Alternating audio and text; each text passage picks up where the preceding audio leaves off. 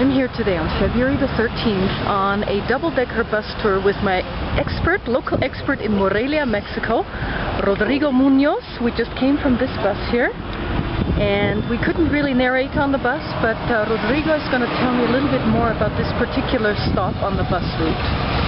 This is actually a very nice stop because in this place we have the plaza dedicated to José María Morelos, which is considered for many historians the most important hero of our independence. Yes.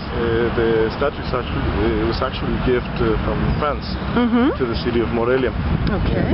Because between France and Morelia there's always been a very good relationship. Oh yeah. And that good relationship started since the times of Napoleon.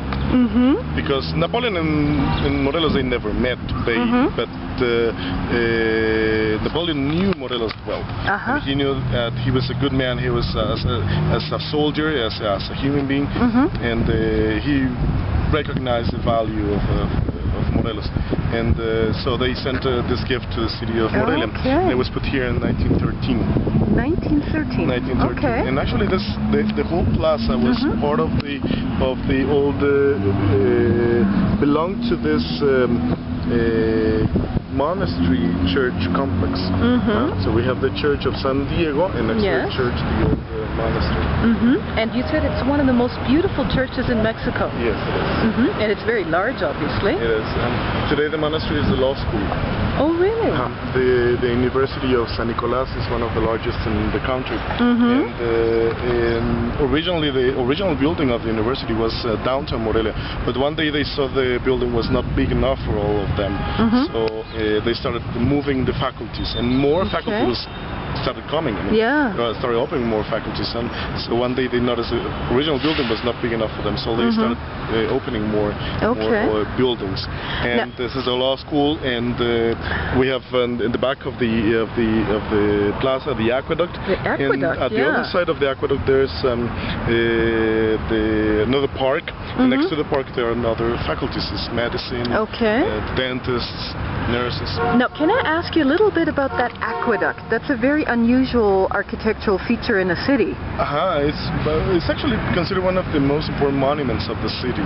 It's 18th century, and it was actually built to replace the old one that was built in the 16th century. In the 18th century, the bishop Antonio San Miguel, he decided to start the construction of a new one because the old one was useless. And they did it, and they finished it in 1787. It's not the largest or the longest or the oldest in the world. It's one of the best preserved aqueducts in Mexico. This is complete. And it was indeed used to bring water into the city from the surrounding mountainsides, or? No, at the beginning of the aqueduct there was a spring. There was a spring, so they built what they call a water box. And by using this stone channel system, they used to take the water from the spring into the city. Okay, but of course it's not used for that anymore, I would imagine. Not any longer. It was used until 1915. So quite recently, actually, less than 100 years ago, it was still used. They did it because they found there were better ways to extract the water from the underground. Exactly. Electric pumps and pipes and else. Okay. So, but still, I mean, today it's the most beautiful monument of it's an unusual feature. The aqueduct, and it's very nice. Great. And one of the most important aqueducts in Mexico. Exactly. Buildings or monuments, historical monuments. Thank you, Rodrigo. You're welcome. That's great.